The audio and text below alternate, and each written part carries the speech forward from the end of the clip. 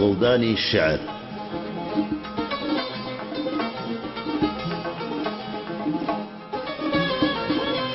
لە مەڵقەیە و ئەڵقەی داهاتووی بەرنامەی گۆڵدانی شعردا گەشتێکەکەین بە ناو شعرەکانی شاعری گەلەکەمان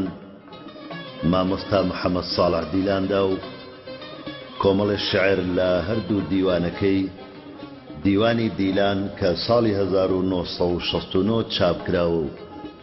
دیوانی بارانی سلێمانی کە دوا کتێبی مامۆستایە و ساڵی 2001 چاپکراوە پێشکەشەکرد.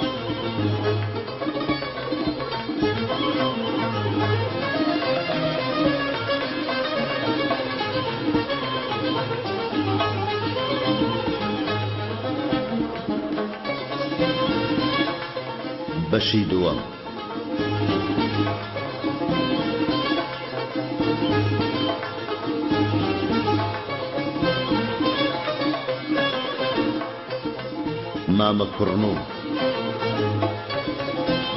مامە کوڕن و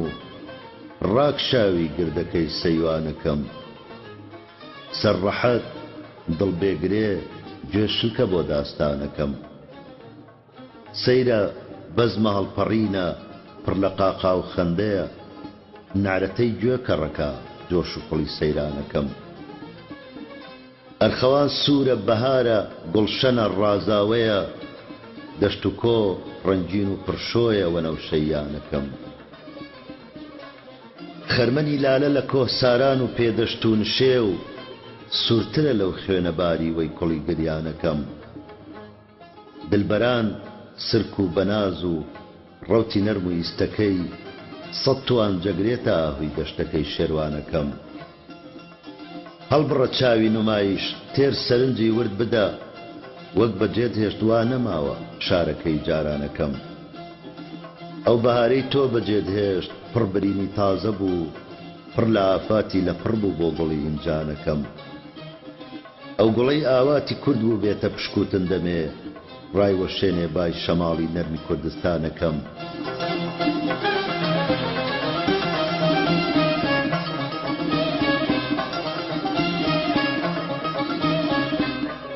ئەو کەسەی دەستی ئەنایە بین و قورجیە و گوڵە، چنی خوێناوی ئەنایە ناو دڵە پڕژانەکەم، ئێمە عارەق ڕشتن و باز و وەشاندن بێخەوی، ئەو گڕ و پشکۆیە خستە ژێربنی خەرمانەکەم، ئێستا وا خۆی دانێ بۆتە فریشتەی ئاسمان، بۆتە دوکتۆر و برینپێچی برینی گیانەکەم، مامە کوڕن و چی بڵێم زیاتر لەوەی خاڵی سەڵێ، پێست و ڕێوی و مێزەر و مەیمونە سەیری بانەکەم، وەگوتم سەیرە لە بانە، یا وەکو نالی ئەڵێ زیندەگیم تاڵە کە زەلکاو بێبەتی ماکان.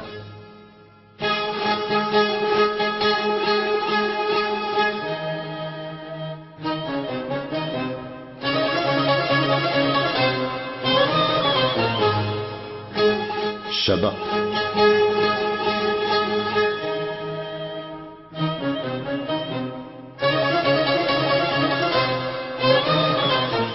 شەبق ڕەنگەکەی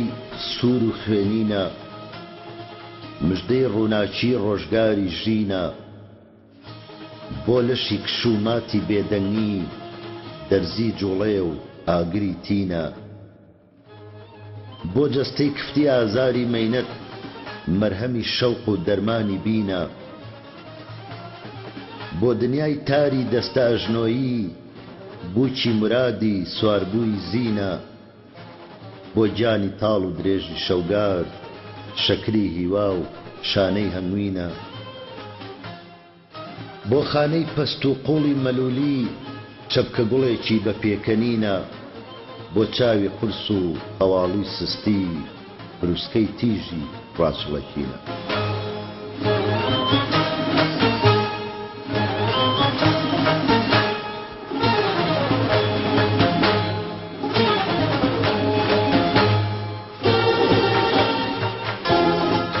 شەبق بۆ دڵی ڕەشی تاریکی تیرێکی تیژ و سەخت و زەهرینە، بۆ گیانی قورس و خوێناویستەم تیغی دوودەمی مشت ئاسنینە. دە ئەی شەبقی شادمانی کورد، هەڵبێ کوردستان چاوەڕێی تینە.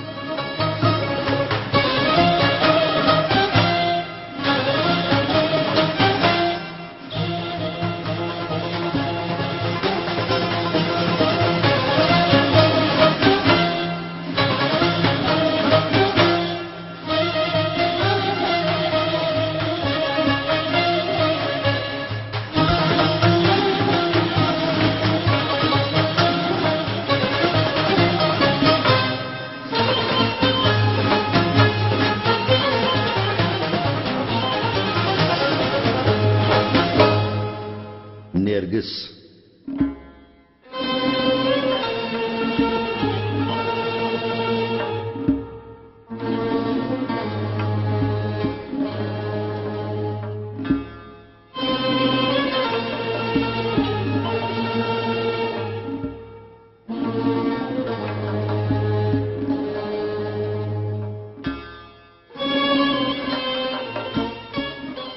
ئەی پرچ پەڕەی سپی و نەرم ڕوومەت بلور، چاو سەرچاوەی مەستی و شەرم بریسکەی دێ وەک کۆمەڵاو تونێکی زاخاو دراو. دەمی زەردت ئەڕوانێتە بریقەی بەرد لە قەتپاڵ و گردۆڵ کەوهەر. تۆ پرسیارت لە بای وەشتە کاتێک گۆبکە لێوی گرژیە بزوێنێ، کاتێ چرۆ چاوی نستویە تروچێنێ، یا ئەرخەوان خونچەی لێوی ئەنەخشێنێ. تۆ پرسیارت لە بای وەشتە کەی ئەفڕێ پەپوولەی وێڵیە و دەشتە، کێگاتە باشتی مێر.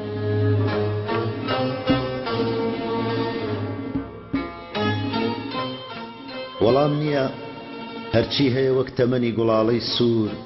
تیژ دێت و گوشتێ ئەپەڕێ، یا وەک بەفرێکی ساڵدرەنگ کە ببارێ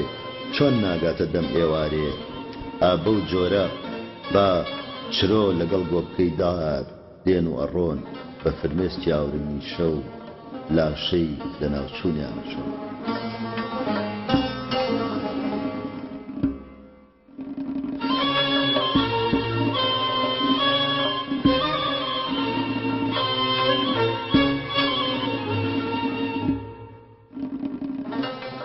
ئەی سۆراخی پەپوولەی وێڵ وەڵام نییە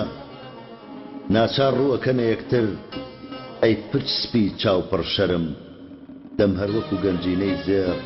بە دەم شنەی شەماڵەوە تا ئاژەڵ دێتە ماڵەوە. من بۆ یەکترە لە قێنن وەکو دوو پیری ساڵ کوردە دووڕی سپی سەرگۆ نازەر، چۆن ڕاست بۆ یەکتر گەرمەکەن ڕابردویان ئەهێنن و بەبای ئەدەن. ئابە و ڕەنگە گوێ بۆ یەکتر ڕایەڵەکەن تا زەردە سەرکێوانە بن، کەچی وەڵام یا سۆراخی پەپوولەی وێڵ ناگاتە گوێچکەی بەقوچێڵ.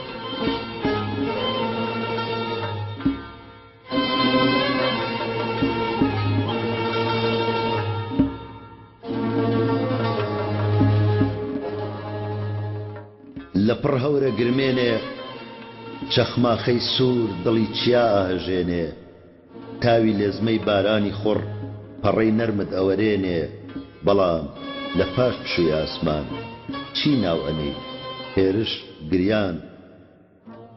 هەتاو زەرکەفتی پرشنگی ئەنیشێتە سەر ڕووی زەوی. باڵندە دێتە جم و جۆڵ ئەچریکێنن لەگەڵ نزار ئەکەونە جۆش و کەف و کۆڵ. ئەی نێرگزی ئاواتی کورد چاوەڕێی پەپوولەی جوڵەی پەیام بێنێ، دڵی ئەم کوردە ئازایە ڕاچڵەکێنێ. ئەوەندە زانی سەماڵی سەرفرازی هەوری دڕی بەبای بەهێزی تێکۆشان سایقەی ئازادی کڕی.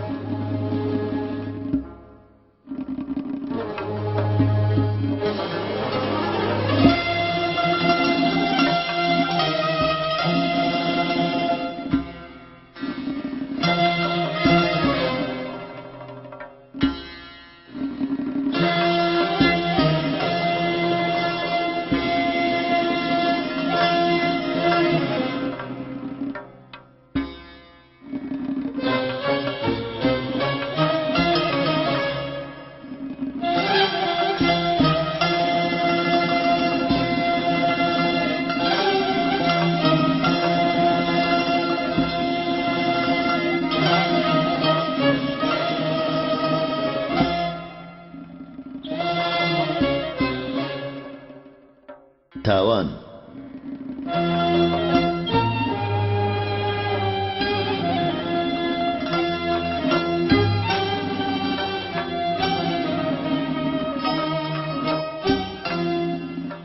تاوان سەختە، تاوان باری گرانە، بارکردنی لاستۆدا هەرزانە. کام سەرگەورە، کام مل بەرز و بڵندە، کام دەم و لێو مەست و پڕە لە خەندە. ئەتواندێ بە یەک بزەی زەهراوی تیری توانج بەردیتانەی بۆ هاوی. وەک چۆن پوشێ بای تیژەی با بە پەلا، بەو شێوەیە ناوبانگ بخەیتە مەلا. یا ئەتوانی سەر لە سەریم بسێنی، تۆوی نەفرەت بێسپردنەوە بچێنی.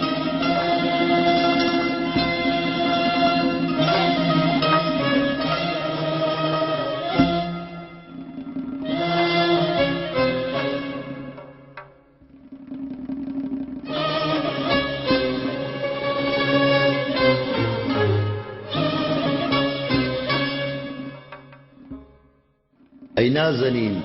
ئەی بەرگەر خەوانی، وتەی گەرمم لەگەڵ تۆیەوەی زانی.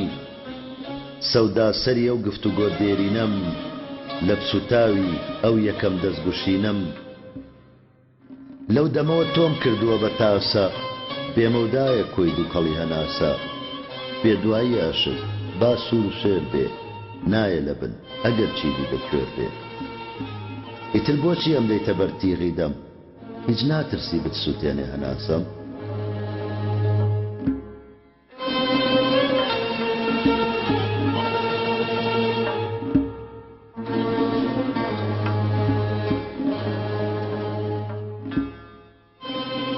ئەی نازەنین، ئەی ڕوو جوانتر لە شەسپەر، ئەی گوێچکەی دڵ هیچ نەبستووی تەمەن شەڕ. هێجگار سەیرە هەر وەک تەرازوو وایە، هەڵسەنگاندن لەلای ئام دنیایە. دنیا سەیرە و سەی شێواوە کۆی کێشان، قورس بۆ زەوی و سووکە چێ بۆ ئاسمان.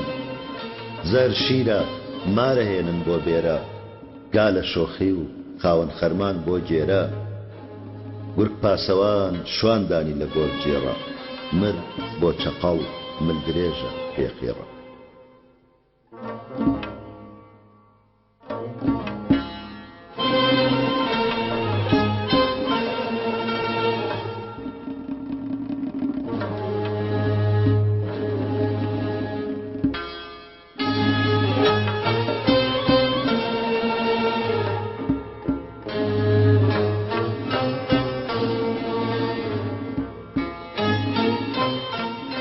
ئەی نازەنین، ئەی بەرگەر خەوانی،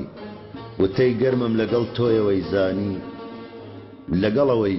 دڵپەرۆشی ڕووی ئاڵە، دەروون سەودای لوتکەی بەرز و خاڵخاڵە. خەیاڵ وڕی بینینێکی چیایە، لە بەردووری لە مێرگ و سەوزەگیایە. ڕەنگی گەڵای تێکەڵ بە شۆی نزاران، ئەکسیرێکە بۆ دڵی دەردەداران. بە کورتی فەڕ لەگەڵ جوانی وڵاتم، هۆی تروسکەی ئامانجمە و ئاواتم. کەنەتەوەم گەیشتە دوامەبەستی، نامەی کردار هەچ کەس درایە دەستی. ئەو ساگەی لە خەبات و تێکۆشان، کە بۆ کوردە و بۆ ڕزگاری کوردستان.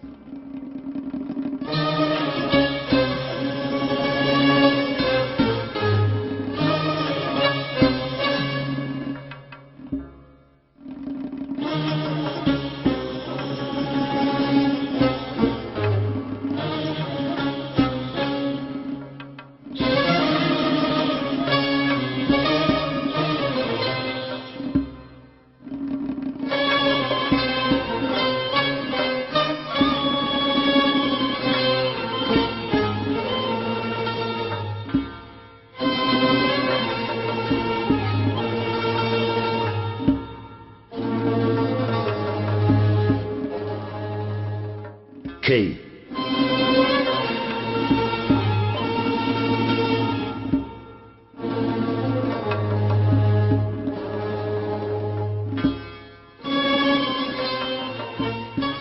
ئەی هەنسک و سۆزی بلوێر، کەی بێ من تێر، قم بدەم لەو گۆی شەتاوە. دەم بخەمە دەمی چاوە دەست بکەمە ملیچیا وەک شەونمی سەر سەوزەجا وەکو هەمی سەر هەڵاڵە سەر بکەمە سەر گوڵاڵە سنگی نێرگز هەڵبمژم کەمەری تاوگە بگوشم ئەزانی کەی هەناو دڵ ئەوێ ئۆخەی کە ئازاد بوو نیشتیمانم بەهارەکەی کوردستانم گەشە بۆ من بۆ چاوی کوێر ئەی هەنسک و سۆزی بلوێ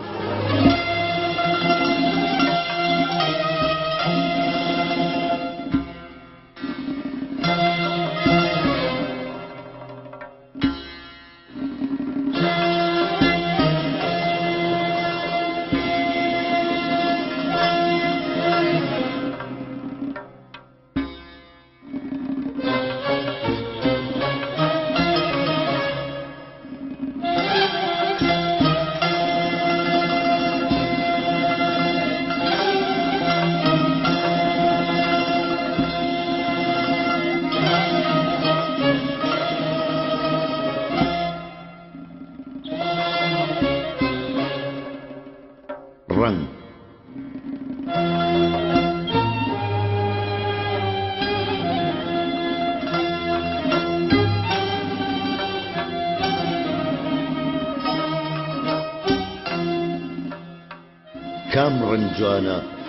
کام ڕەنگ جوانە بۆ لە چک یا دەسماڵی شان یا کۆڵوانە ئەڵێن لە هەموو ڕەنگێکا ڕەنگی پشکۆ ئەچێتە سەر ئاوابوونی ڕۆژ لە ئاسۆ هەندێ ئەڵێن شەبق بدا لەو کێوانە لە هەموو ڕەنگێ نزیکتر ئەرخەوانە هەشن ئەڵێن ڕەنگی سووری وەک گوڵاڵە ئەچێ لە شێوەی ئەو خوێنە پاڵوە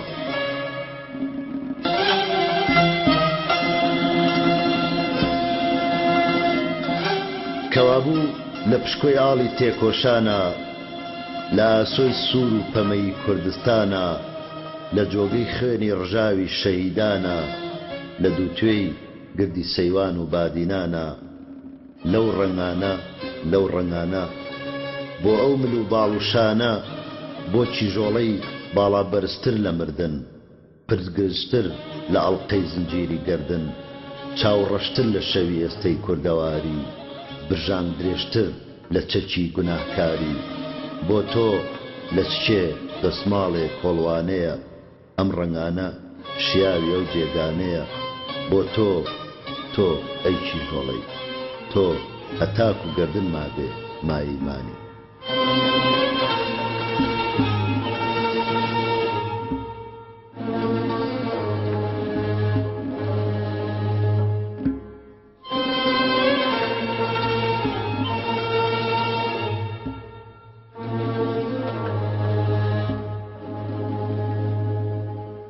بەستە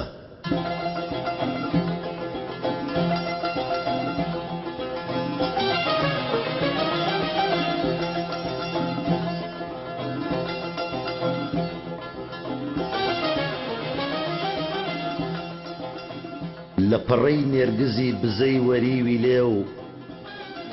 گاڵتەکەر بەدان و چنگی خوێناوی دێو لە خونچەی سوور و پەمەیی لێو هەڵقورتان بێسکەرەوە لە دوودڵی و ترس و گومان لە زەریای بێبن و مەنگ و قوڵی سەرنج خنکێنەری دواهەناسەی خێو درنج لەو شێوانە هەڵبەست بۆ بەستە ڕستەکەم کە بوو بە دەنگ سەمفۆنیایە دروستەکەم بەستاڵێم وەکو نێرگس گەشەدار بێ وێنەی شەپۆلی زەریا هەڕەشەدار بێ وەکو خونچەی نەپشکوت و تورت و ئاڵ بێ هەر وەک ئەنجامی سەرکەوتن قسەی زاڵ بێ بۆ تۆ ئەی کیژۆڵەی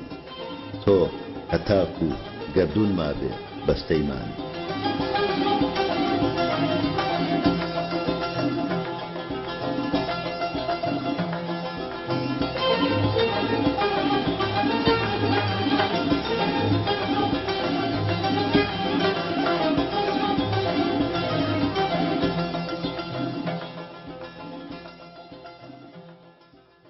ڕەز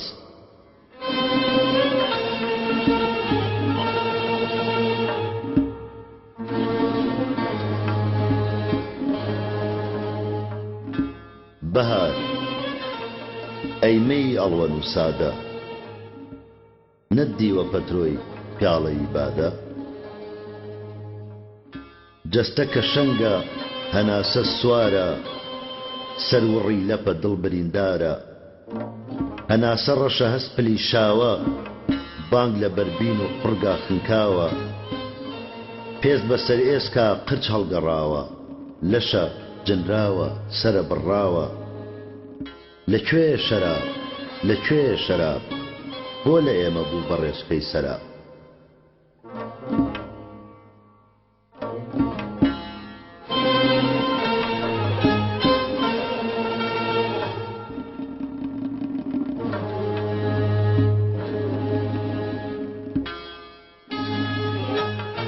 ئەبێ لەکوێ بێ بۆن و بەرامەی ئەو ڕەنگە ئاڵ و ئەو تفتە تامەی ئەبێ لەکوێ بێ درەوشەی سووری ڕووناکی تیشک و بڵێسەی دووری وا دیارە هەڵپە و ئاوات و ئۆخەی ئەبێ ببەینە پەناش و شەیمەی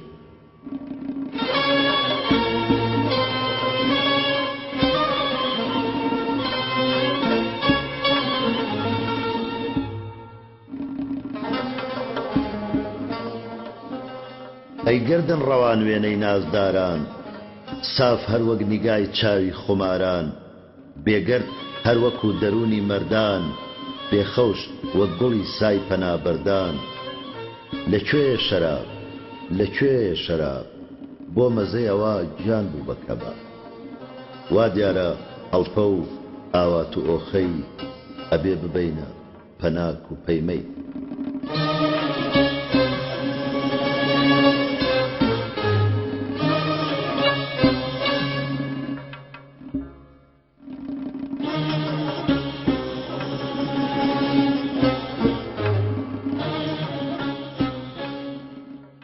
سەبوو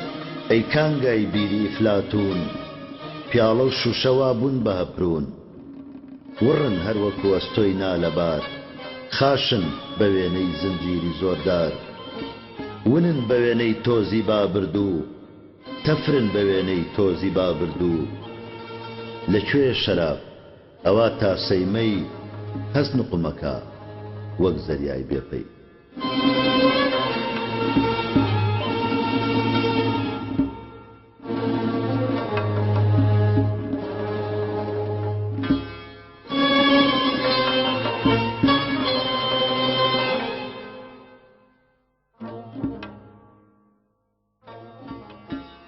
ئەیداری مەمک پڕ لە شیلەی ئاڵ کۆرپەی مێشتی برسی شیری تاڵ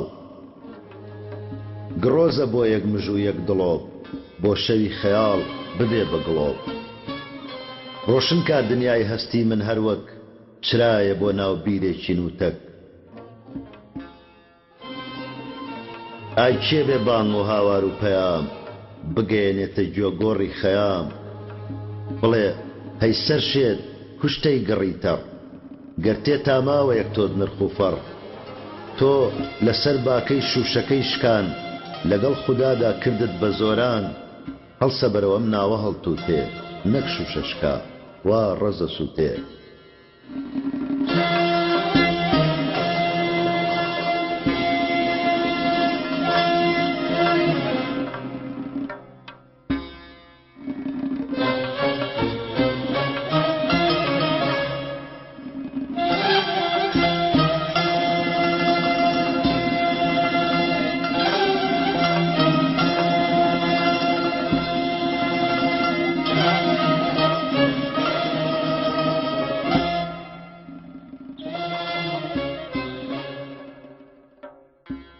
سروش بە پێچە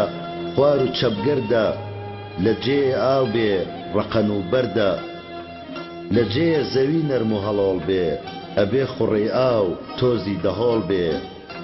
ئەجینا شەراب لە مامۆستای ماف بۆ ئەگەیشتە ئەو فەرق و لەیقاف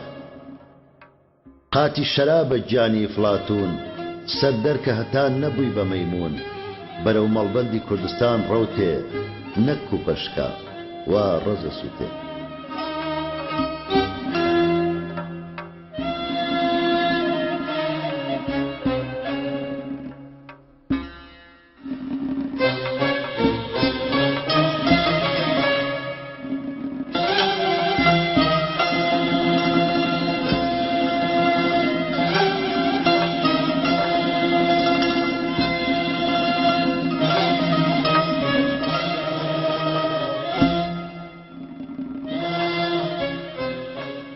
ئازارشکێن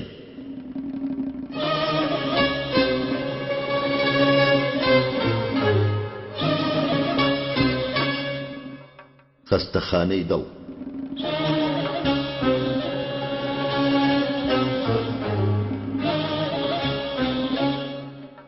شەو درێژە درێژی لە بن نایە کێ شەبەقەیە خاتە ئەم دەرگایە کەی ڕۆشنایی ئەگاتە ئەم لایە شەو درێژە درێژی هەر چوار لایە شەبەق دوورە گڵۆپەکان بێ شەوقە شەپۆلی شەو لە گردندا وەک تەوقە چاو بڕناکە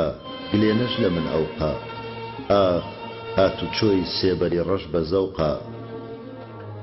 بۆ چێ بەرم دەستی چمک ڕاکێشان بۆ دیار نییە ڕێگەی دووری کاکێشان لە من ونە کۆڕی گەرمی دەروێشان کۆڕەکەی من بوو بە کۆڕی دڵێشان سرم جێژە سەرینەکەم لا خوارە ئەو پەڕەوەم بە ئاستەمێ لێ دیارە تەنیشتم کفت بە ورتەیە جارجارە هەستم خوێنە سووک خولە خوام جارە مۆتەکەیەک لەسەر سنگم وەستاوە هەناسەم قورس بە دوو چنگاڵ گیراوە چنگێکی تیژ لە بەربینم خراوە ئاخ بۆ خوێت بچێتە قورد لەم ناوە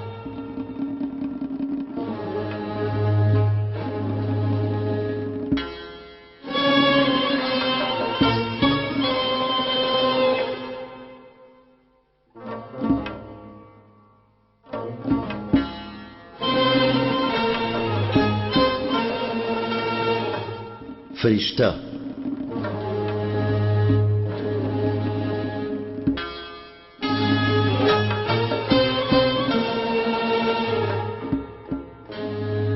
ئەی فریشتە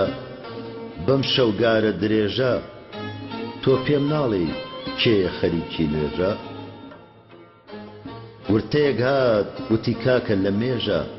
ئام کوردە بۆ ڕزگار بوون دوێژە خۆ هەر تۆ نیت تۆ تەماشای دەوەنکە سەختی چیا بەستەڵەک و سەهەنکە ئەو دڵانەی لە دلەتی ناو چەمەنکە تۆ ژان و ئێش وەکو ئەوان پەسەندکە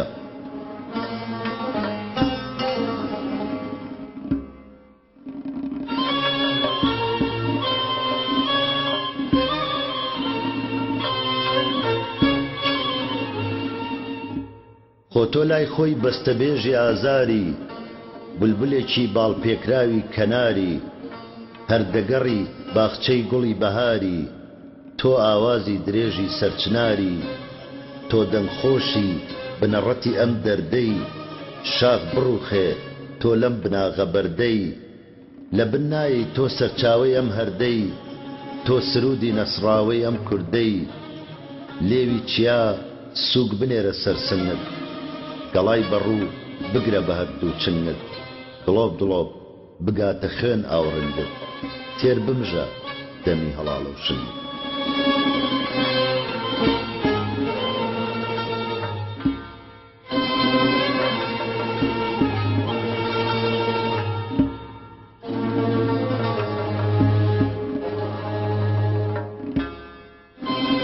ئازارشکێن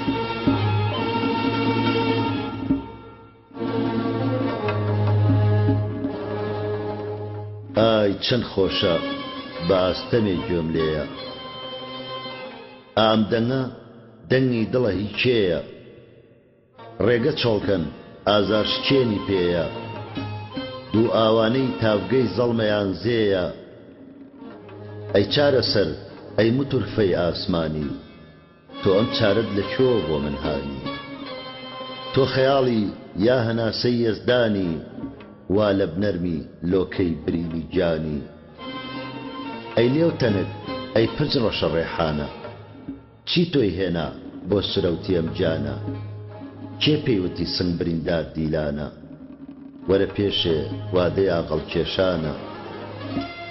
وەرە پێشێ بەرامبەرم ڕاوەستە لێت ئەپرسم یەک دوو شەم مەبەستە تۆ بۆ دڵت لەگەڵ ئازار پەیوەستە بەزەییە ڕێزگرتنە یا هەستە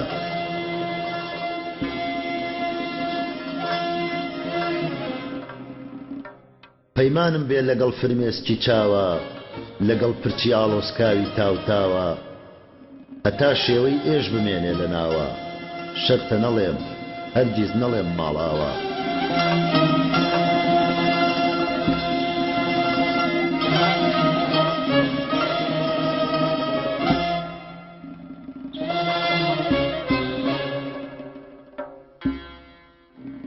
شکۆفەی ژینی عمرم نەوبەهار بوو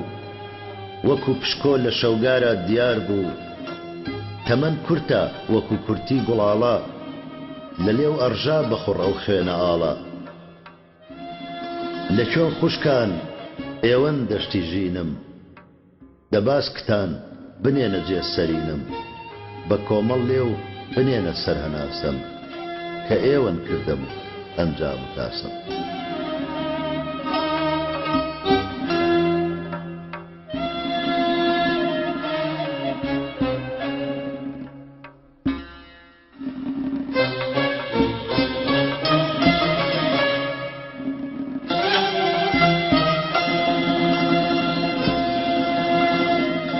دەردی دڵ دڵی سەوزم دەردی دڵ نوزە درێژێکە کە من دەیزانم داستانێکی چی جێژێکە کە من دەیزانم شۆری گڕبادە و پەیمانە لە مێشک سۆز و ئاوازی چی بوێژێکە کە من دەیزانم توێخی ئەژنۆ چوون و ئانیشتی نزا مەرج و پێویستی چ نوێژێکە کە من دەیزانم کێ تەریکە لە دڵ و پشت لە دڵە خاوەنی ڕستی چ کاوێژێکە کە من دەیزانم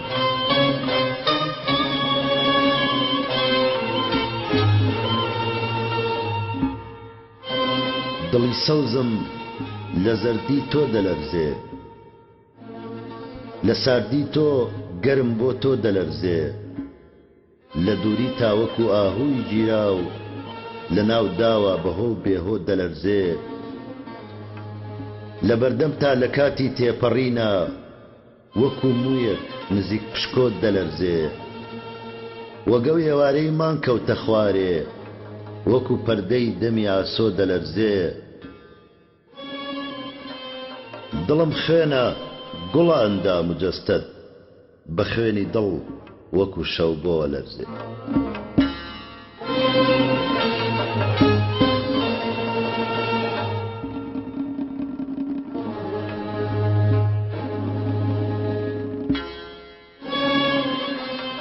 دوا شعری مامۆستا دیلان کە لە 28 نۆی 1990 دا نووسیوێتی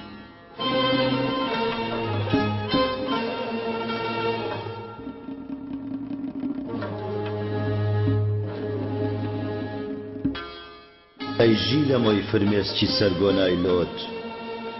لە کێ پرسین خوێن هەڵمژین تاکەی بۆت من مەلێ بووم بەرزەفڕی سەردار بووم گوڵبژێری بەهاری سەرچنار بووم خۆشخوانێ بووم وەک بولبولی بەرەڵا گولەی چینە بەدوامەوە تێم ئاڵا هەتا دارێ لە ناو باغا گوڵبەر بێ خوێنی من و هاوڕێی منی لەسەر بێ سنگشەقارین لۆچی ڕوومەتدا کەوتوین گوڵسوتاوین پشکۆی باخین هەر سووتوین